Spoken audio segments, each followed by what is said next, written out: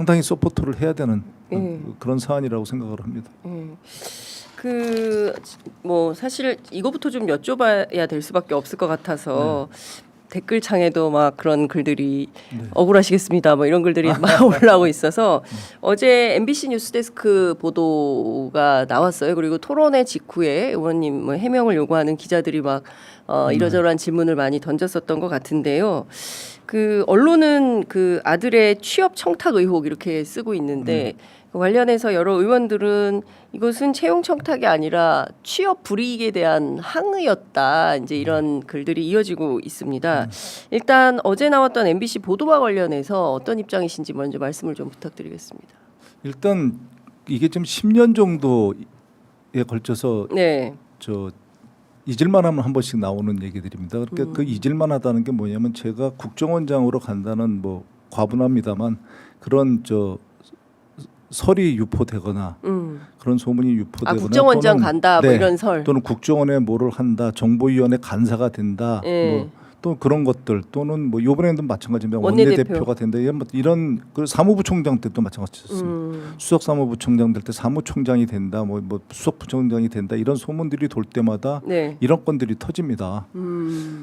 그렇지만 제가 말씀드리고 싶은 거는 그래서 제가 해명을 하는 거 그거는 일방 당사자의 해명이잖아요. 이럴 때는 객관적인 자료가 필요하다. 근데 다행히 이 건에 대해서 제가 지속적인 문제 제기를 해서요.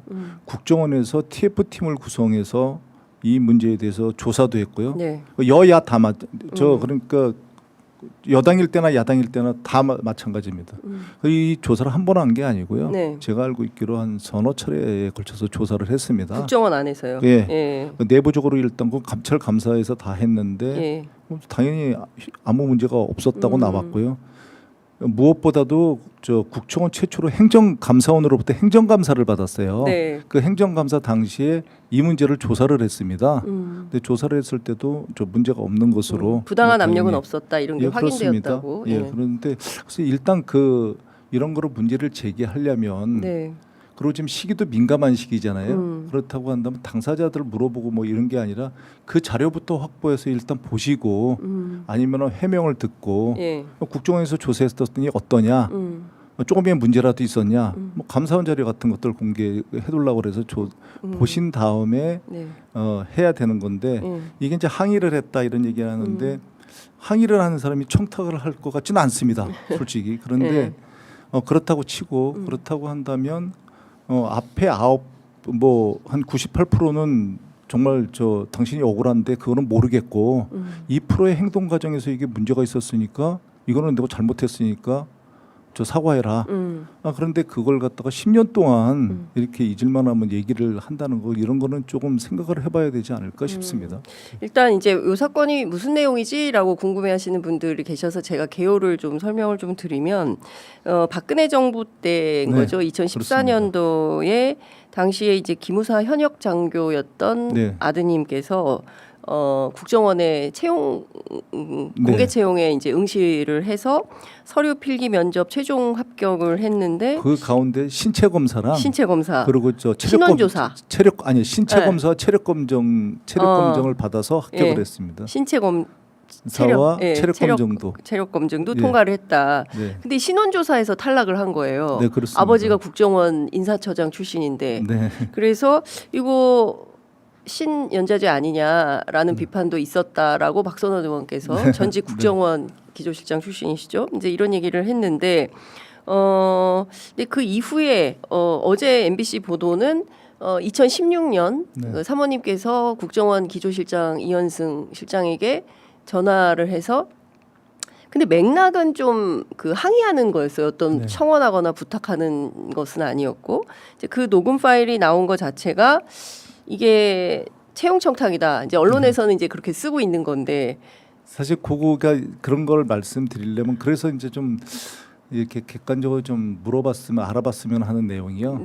그런 내용은 조사에 아마 나와 있을 것 같습니다. 그런데 뭐냐면 빙산의 일각이니까 밑에 그렇게 말을 하게 된 경위를 제가 조금만 말씀드리면 국정원 사실은 제가 거기를 근무를 했었으니까 국정원으로부터 아들이 신원조에서 합격을 했었다. 신원조회도 합격을 했었다. 예, 그러니까 전직이 된 겁니다. 그분이. 감찰실이 이제 신원 조사를 담당하거든요. 예. 감찰실에 있었던 간부가 아들이 합격을 했었는데 당신이 들어오면 여러 가지 문제가 있고 당신 아들이 들어오면 뭐 여러 가지 문제가 있고 뭐 그 문제에 대해서는 얘기하지 않겠습니다. 저는 뭐 반대하는 세력이겠죠. 누군지 압니다. 이렇게 하는 사람이 누군지 아세요? 예. 그런데 그래서 그걸 갖다가 자기네들이 작당을 해가지고 번복을 했습니다. 번복을 했어요. 번복을 해서 탈락을 시켰습니다. 그런데 물론 그때는 지휘부는 몰랐죠. 이거 상당히 의도가 있는 건데. 그렇습니다. 범죄 행위죠. 그렇죠. 그런데 그런 게 있었다니까 이제 그걸 듣고 경로하지 않을 부모는 저는 없을 거라고 생각을 해요. 그런데 그거를 그 당시에 2016년 17년 당시에 지휘부는 인지를 했어요. 아니, 조사를 하니까요. 알아보고 내사를 했으니까. 그런데 이게 그럼 국정원 채용 비리 문제로 이제 이게 확대가 되는 겁니다. 그렇기 때문에 이걸 갖다가 이제 수습을 한 거죠. 수습을 하려고 노력을 했는데 제가 그래서 주장을 하는 겁니다. 제가 문제가 있다고 생각한다면 객관적으로 하자. 뭐냐면 다행히 저 객관적인 자료가 남아 있습니다. 뭐냐면 신원조회가 2번이 있었습니다. 그러니까 한 번은 탈락을 했죠. 두 번째는 합격을 했습니다. 그럼 탈락한 사유가 있습니다. 지금 자료. 탈락한 사유가 있었고 합격할 때는 탈락한 사유가 해소가 됐으니까 합격이 됐겠죠. 둘 중에 어떤 게 잘못됐냐고. 이건 2년 만에 1, 2년 만에 해소될 수 없는 거거든요. 내용이 예를 들면은 뭐 그럼 그때 탈락 사유는 뭐였던 거예요? 이제 제가 알고 있기로는 뭐 장애가 있다 뭐 이런 거였는데요. 그게 이제 기가 막힌 게 뭐 이렇게 아들에 대한 또 명예도 있으니까 제가 자세히는 얘기 안 하겠습니다. 근데 기가 막힌 게 그렇다고 한다면 일단 장교가 안 되겠죠. 그렇죠. 장애가 있으면 그것도 정보기관의 장교가 안 되겠죠. 기무사 장교를 어떻게 그리고 합니까? 국정원에 일단 임용이 안 되겠죠. 그렇죠. 왜냐면 체력 검정이랑 제가 아까 체력 검정이랑 신체 검사를 말씀드린 이유가 그겁니다. 거기에서 탈락을 했겠죠. 통과를 못 했겠죠. 뭐 시켰다고 치고요. 그럼 국정원의 훈련이 무지하게 셉니다, 사실은. 그러니까 여기서 말씀드리면은 좀 뭐 공수 UDT 이런 것들 다 기본적으로 받는 훈련들이 있거든요. 그 훈련을 무슨 수로 받겠습니까? 그러니까 동화가 안 되겠죠, 일단. 그렇죠. 장애가 있는 애가 장애를 갖다 그건 뭐 장애가 있다, 오케이. 장애가 있다 치고요. 그럼 장애가 있다는 걸 판정을 누가 하는 겁니까? 의사가 해야 됩니다. 그렇습니다. 그건 당연합니다. 의사가 해야 되는 거죠. 그런데 의사가 안 했다. 그럼 이거 문제가 있는 거 아닙니까? 그렇습니다. 그리고 의사가 하도록 규정이 돼 있어요. 그런데 의사가 하지 않았다. 그럼 그거 자체로 문제가 있는 거 아닙니까? 그 자체로 의도가 있는 거고. 저는 그 내용을 갖다가 사실 여부를 밝혀달라고 그랬던 겁니다. 그랬더니 얘기하더라고요. 너 그거 어떻게 알았냐? 너 그거 아는 게 문제가 아니야? 그런데 저 전직 직원한테 들었다. 그래서 전직 직원한테 들은 거 자체가 잘못이라면 잘못 인정하겠다. 그런데 그러면 이거는 밝혀라. 그 얘기를 제가 10년 동안 하고 있는 거거든요. 근데 자꾸 본질을 외면하고 자꾸 딴 데로 가는 겁니다. 근데 그거 알겠다. 뭐 불법이 있었고 그래가지고 분노했겠다. 근데 왜 화를 내냐? 기주실장한테 전화해서. 근데 제가 보면 그 화낸 거라고 저는 생각 안 들거든요. 그러니까 이제 항의할 수 있는데 이제 이런 것 같습니다. 언론에서는 이제 MBC에서도 이제 그 얘기를 하는 건데 이를테면 그 신원조사 탈락 사유에 대해서 다른 지원자들은 알지 못했는데 그 아버님이 국회의원이고 또 정보위 국회 정보위 위원이고 이래서 이런 내용을 알 수 있었던 거 아니냐? 그 탈락 사유를 그 전에 알고 있었습니다. 뭐 그 자체가 특혜 아니냐? 뭐 이제 이런 건데요. 그거는 제가 원하신다면 제가 그 거짓말 탐지기 조사를 받겠습니다. 이건 그냥 농담으로 하는 소리가 아니고요. 누가 언제 얘기를 해줬는지도 압니다. 그 전직 직원이 곤혹스럽겠지만 지금쯤이면 그 전직 직원도 그거에 대해서 얘기해 줄 수 있을 거라고 저는 생각을 해요. 근데 분명히 이게 잘못된 거니까요. 근데 이 국정원의 특성상 그런 것들이 드러나고 그런 거에 대해서 제가 그때 실수를 한 건데 사실 이걸 갖다가 원칙에 따라서 처벌해 두려고 그러고 제가 수사를 의뢰를 했어야 됩니다. 제가 진짜 의원이었다면. 근데 제가 초선이었지만 의원으로서 반성하는 게 제 후배들입니다. 제가 다 아는 사람들이에요. 이름을 보니까 다 아는 사람들입니다. 국정원 어쨌건 후배들. 제 아들이 들어가면 입사를 하면 아들의 선배가 되는 애들입니다. 근데 그 사람들을 처벌하고서 아들이 근무를 갖다 제대로 할 수 있겠나 그런 걸 자의적으로 제가 판단을 해서 그러면 재발 방지를 약속하고 이런 문제에 대해서 철저하게 밝히는 선에서 이렇게 하다가 수사를 그러니까 의뢰를 못한 거죠. 그래서 지금은 늦었지만은 이번 건에 대해서는 더 이상 이게 10년 정도 벌어지면 이게 문제가 있는 거거든요. 한 4, 5년 동안 얘기가 없었던 얘기죠. 아니십니까? 네. 그렇기 때문에 이번에는 수사를 의뢰하겠습니다. 그래서 국정원에서 자존심 상할 거예요. 본인들이 요번에 스스로 이걸 공개하거나 밝히지 않으면 네. 경찰한테 수사를 받기 바랍니다. 그런 것 때문에 제가 지금까지는 안 했었거든요. 네. 경찰에 수사를 의뢰하겠습니다. 만약에 한치의 거짓이 있다면 나 국회의원직 사퇴하겠다 이런 말씀하셨어요. 예, 거기다 저 페이스북에다가 제가 공개적으로 올린 이유입니다. 그러니까 이게 아들이 탈락한 사유가 탈락이 맞았다. 그런데도 내가 이런 얘기를 갖다 저 사실 알고 있으니까요. 네. 탈락한 게 맞았다 그러면 제가 국회의원직 사퇴하겠습니다. 근데 탈락한 게 아니라 그때 임용되는 게 그때 그러니까 합격하는 게 맞았다고 한다면 지금이라도 국정원에서 이거에 대해서 유감을 표하고 관련자들을 갖다 처벌해달라는 겁니다. 그 전까지는 처벌을 요청하지 않았어요. 근데 그러니까 이런 일이 벌어졌는데 이번 이 원내대표 선거를 보고서도 보면요, 아직까지는 그렇지만 이게 예사 솜씨가 아니거든요. 지금 하고 있는 게 예사 솜씨들이 아니거든. 아니 무슨 수로 녹취록을 갖다가 확보할 수 있겠습니까? 국정원 내에 있는 녹취록을. 자, 이게 검찰로 갔을 수는 있습니다. 왜냐하면 업무폰이었으니까 이현수 기조실장이 검찰 조사를 받은 적이 있거든요. 오케이. 그럼 청원서 그거에 대한 것은 청원서를 왜 내게 됐는지는 엄청난 빙산의 일각이니까 그거에 대해서는 뭐 설명을 안 드리겠습니다. 그런데 그 내용을 갖다 알고 있다. 오케이. 그럼 그 내용을 공개해. 저도 갖고 있습니다. 그건 제가 낸 거니까.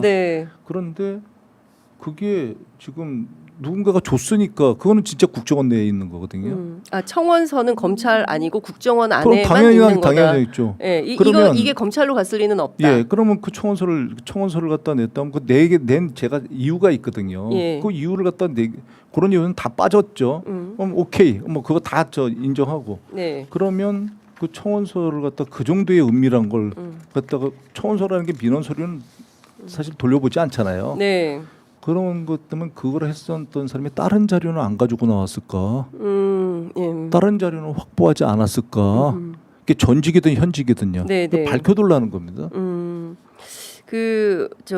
원내대표 경선 유무를 떠나서 이 사건에 대해서는 명확하게 규명을 하겠다라는 말씀을 하셨어요. 그리고 이 사건 관련해서 사실은 문재인 정부 때도 서훈 원장 시절에도 별도 TF를 통해서 면밀하게 조사한 바가 있다. 그러니까 이 사건과 관련해서는 10년간 내내 조사를 이제 받으신 건데 어제 이제 나온 녹음 파일과 관련해서는 이제 한겨레 신문이 2018년도에 보도했던 것과 관련 연동이 좀 되면서 이제 부인께서 직접 기조실장한테 전화해서 항의한 것도 부인이 어떻게 국정기조실장한테 전화해서 아들 문제 제기를 하느냐 이거에 대해서 또 문제 삼는 건 어떻게 보십니까? 어디까지 얘기를 해야 될지 모르겠는데 얘기들이 왜곡될까봐. 근데 왜곡하지 말고 그냥 순수하게 말씀하시면 기조실장이 전화를 갖다 해달라고 그랬습니다. 기조실장이 전화를 해달라고 그랬습니다. 이현승 기조실장이 이용수 기조실장이 먼저 자기가 해명을 하겠다고. 자기가 설명을 하겠다고. 그러니까 의원님한테 먼저 전화를 해서 부인께 내가 전화를 주시면 관련 내용을 설명을 드릴 터이니 부인께서 저에게 전화를 좀 주십시오라는 연락을 받고 부인께서 전화를 드린 거다. 그러니까 그게 뭐냐면 안사님이 법적 조치를 하겠다 그랬거든요. 부인께서도 법적 조치하시겠다고요? 제가 잘못했습니다. 제가 지금 생각하면 저는 사실 안 사람을 말리는 입장이었거든요.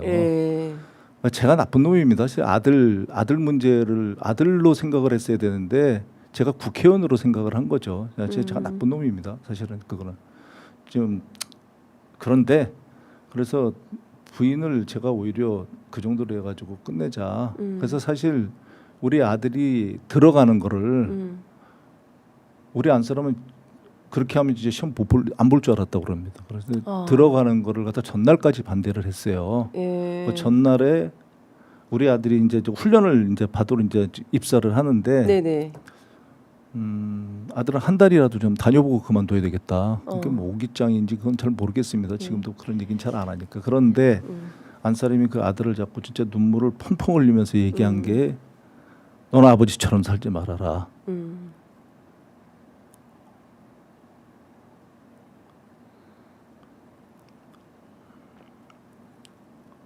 그 얘기를 하더라고요. 그래서 참, 그 청혼의 꿈을 안고 그래도 아들이 들어가는데 네. 네, 그만해라. 내가 그렇게 얘기를 한 적이 있습니다. 그런데 저는 사실 그렇게 하면 이런 일들이 수습될 줄 알았는데, 네. 그리고 그냥 우리가 봉합하면 이렇게 그냥 덮어놓으면 끝날 줄 알았는데 그런 일들이 이렇게까지 사실 지금 보면 저나 우리 안 사람이 고통을 받는 게 아니고요. 말도 못하고 우리 이 과정에서 제 아들은 완전히 인권이 지금 유린되고 있거든요. 그렇죠. 회사 다녀야 되는데 회사 동료들이 그 자료를 보고 또 대부분 잘 모르죠. 모르면 걔가 그런 게 있었어 저런 게 있었어 뭐 이러면서 또 입방아에 오르내리는 거잖아요. 10년 동안. 네. 이번에는 우리 아들이 경로를 해가지고 저 경로에서 자기 회사에 사표를 내고 네. 자기가 이거 다 고발하겠다고 그러더라고요. 직원들 상대로 제가 회사를 다닐 수는 없으니까 내게 사표를 내고 자기가 수사를 해. 아버지가 안 하면 내가 하겠다 그렇게 아이고. 얘기를 하던데 그러니까 그런 문제에 대해서 특히 가정 문제에 대해서 저는 뭐 할 수 있다고 생각을 해요. 그런데 제발 좀 그 경위 같은 걸 그러니까 언론이지 않습니까? 더군다나 네. 메이저 언론들인데 네. 그렇게 보도를 하려면 사실관계는 정확하게 좀 알아보고 하셔라. 그리고 그게 그렇게 이르게 된 경위들도 있잖아요. 네. 이게 어떻게 피해자가 분명히 피해자는 특정됐는데 가해자의 그 잘못은 온데간데 없고 피해자에게만 계속 나오는 거거든요. 그 제가 정치인이 아니었으면 네. 우리 아들이 그렇게 고통을 받았을까? 물론 정치인의 숙명이긴 합니다만, 그저 뭐 여기서 외람되는 대통령님이 조금 이해되더라고요. 네. 얼마나 고통을 받으셨을까. 그러니까요. 뭐 그 교습소에서 아이들 가르쳤는데 그 학원의 문제 때문에 아들이 잘리고 아르바이트 하는데도 그랬다라는 얘기가 직업을 있는데 직업을 갖지 말아야 되느냐 하는 얘기를 하고 싶다니까요. 네. 근데 이런 것 같습니다. 그러니까 지금 그 계속 제기되는 이슈와 관련해서는 사실은 의원님께서도 국정원에 계실 때 불이익이 있어서 나올 수밖에 없었던 거였잖아요. 그 불이익을 준 애들이 예, 지금까지 이러고 준 직원들이 그때 당시 그걸 주도한 애들입니다. 예, 그 팀이 그때 이제 저보다 하급 직원이었으니까 제가 이제 몇 년 동안 없으면서 이제 상급 직원들이 됐죠 다. 그 부서를 이제 부서장서부터 시작해서 뭐 이제 간부들이 돼 있는 상태인데 아들이 들어오면은 그건 언젠가 알게 되는 상황이잖아요. 국정원 내에 근무를 하게 되니까 그런 거에 대해서 자신들에 대한 것을 언젠가는 알게 되거든요. 그게 10년이 지났던 20년이 지나던 그 내용을 아주 자세하게 알고 있습니다. 제가 다시 말씀드리지만 제가 거기에 근무를 했었는데 그리고 그 대부분의 직원들을 갖다가 제가 뽑은 직원들입니다. 그리고 그 직원들에 대해서 인사를 했던 직원들이기 때문에 그리고 하여튼 그 왜 이런다고 보십니까? 그 후배들이 국정원 출신으로서 국정원을 지켜야 된다. 아버지라는 사적인 삶보다 공적으로 내가 국정원 출신이고 국정원 인사처장을 했고 내가 불이익을 받고 그 회사에서 쫓겨났지만 그래도 정치인으로서 이 조직은 내가 보호해야 되겠다라는 판단 속에서 부인하고 아들이 그래도 좀 그냥 넘어가자 덮자 뭐 이렇게 10년을 버텼는데 뭐만 하려고 그러면 계속 태클을 거는 거예요. 그 팀이. 왜냐하면 그 팀은 지금 아직도 국정원에 있으니까. 왜 이런다고 보십니까? 일부가 있죠. 그때 하급 직원들이. 그런데 저는 이렇게 생각합니다. 그러니까 저는 나름대로 이제 그런 생각이었는데 그 생각을 제가 많이 해봤습니다. 이런 것 같습니다. 그러니까 남의 죽거나 남의 극악한 고통보다 혹시 내 손에 손톱에 가시가 들어오면 어떡하지? 이거 아픈데 이걸 못 견뎌하는 겁니다. 그러니까 저는 그렇게밖에 해석이 안 되더라고요. 이게 지금쯤이면은 사실은 그런 문제가 있었다 하더라도 다 그냥 이제 그냥 지나가는 네. 일들이거든요. 근데 그런 일들에 대해서 언론에 보도될 정도로 자극적인 그런 걸 갖다가 이렇게 만들 수 있는 능력을 가진 사람들 그렇게 많지 않거든요. 어제 보도에도 대마가 나왔어요. 네. 이게 굉장히 그러니까 굉장히 자극적이잖아요. 참고적으로 말씀드리면 그거 뭐 제가 그거는 말씀하셨으니까 여기서 말씀을 드리면 그 참고적으로 저희 아들은 담배도 안 핍니다. 그 대마라는 것을 대마초를 갖다가 피웠다는 게 아니고요.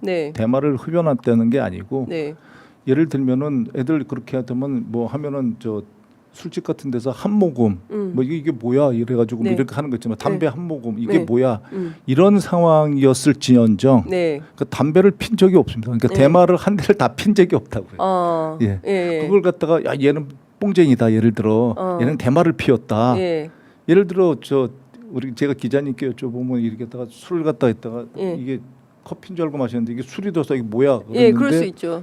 야 이게 술이야? 네, 이거 술 마셨네. 알코올 중독자네. 이렇게 얘기하는 거랑 똑같은 거거든요. 그러니까 예를 들어 한 잔을 다 마셨다. 그건 엄청난 의미죠. 알고도 이거 맛있네. 그러고 다 마셨다고 문제 되는 거죠. 그 문제 되는데 예를 들어 그게 아니고 아니 이건 나 안 마실래. 그래 안 마셨다. 그러면은 그런 모르고 한 모금을 마셨다. 이렇게 될지언정. 그 한 모금은 했네. 한 모금 했는데 나쁜 놈이네. 이렇게 돼서는 안 되는 거지 않습니까? 그렇죠. 더군다나 그게 했는지 안 했는지도 불특정 그러니까 모호한 상황을 갖다가 했을 것이다. 뭐 했을 것이다. 대마를 왜냐면 해외 연수를 가면 그 어울리고 그러다가 이렇게 뭐 그런 것도 하고 뭐 이렇게 할 때 그런 경험들을 갖다가 의외로 하거든요. 그래서 국정원에 신원조회를 하다 보면 이제 신원조회가 얼마나 무섭습니까? 그렇죠. 애들이 얘기를 안 했는데 다 해요. 뭐 어디에도 갔었다. 뭐 안 해도 되는 얘기까지 다 한다는 거죠. 어디에도 갔었다. 막 이런 얘기들 있잖아요. 그런 것부터 시작해서 뭐 다 얘기합니다. 근데 그런 게 그렇게 일회성이면 다 넘어가는 것들이거든요. 그렇지 않습니까? 그걸 그 문제 삼을 리는 없죠. 그게 뭐 그렇게 상습적이거나 뭐 예를 들어 뭐 반복했거나 뭐 이런 게 아니면 그렇게 하면 사람을 뽑을 수가 없죠. 그런데 그런 걸 만들려면 만들어지는 겁니다. 예를 들면 그러니까 왜곡되려면 왜곡되는 겁니다. 예를 들면 저 사람을 봐서 이 사람 이상한데 그러면은 그거는 의사한테 데려다가 가야 되는 거거든요. 제가 판단하면 그러니까 비전문가가 판단하면은 비전문가가 그 판단한 내용이 엉뚱한 데로 갈 수 있잖아요. 그렇기 때문에 신원조사 같은 걸 갖다 하는 건데 그런 데에서 불법이 있었다. 근데 그게 저도 제가 인사를만 안 했어도 그냥 밀어붙였을 것 같은데 너무 잘하니까 채용 비리라는 게 됐을 때 국정원의 시스템이 완전히 무너질 수 있습니다. 왜냐하면 국정원이라는 데는 공개되지 않은 비공개 요원들을 모집하는 건데 그 요원들을 더군다나 물색해서 모집하는 경우도 있거든요. 이런데 여기에 채용 비리가 있었다 이러면 이건 뒷감당이 안 되는 일로 갈 수 있거든요. 사실 저도 두려웠습니다. 제가 인사를 했기 때문에. 그런데 그게 제 생각이 잘못했던 거죠. 그래서. 하여튼 지금 뭐 오늘 사실은 원내대표 출사표를 내셨기 때문에 저희가 사실 이상한 데로 흘러가고 있습니다. 원내대표 출마하고 그 얘기를 해야 되는데 또 이게 어제 이제 엄청 큰 사건이 터졌기 때문에 저희가 이제 좀 큰 거라고 생각 안 합니다. 사실 왜냐하면 이게 그러니까 제가 뭐 문제가 있다 뭐 이게 된다면 그게 문제가 있다면 사퇴해야죠. 그런데 그런 게 아니고 이 문제는 이건 억울한 게 아니라 정말 아들이 피해자라고 생각하고 저희 부모가 잘못했을 수는 있어요. 전화했는데 목소리가 격해졌다든지 제가 하는 과정에서 격해졌다든지 표현에 문제가 있다든지 이런 건 저희 부모들이 잘못했을 수는 있지만 이 사건의 정말 당사자의 피해자는 아들이거든요. 근데 아들의 인권은 완전히 무시되고 있다니까. 그래서 이런 얘기가 나오는 게 제가 곤혹스러운 게 그런 것 때문이지. 뭐 아들한테 미안한 거 뭐 이렇게 좀 그렇지만은 이 문제는 돌파해야 된다. 이럴 때 돌파해야 된다. 그렇게 생각을 합니다. 어쨌든 공교롭게 뭐만 도전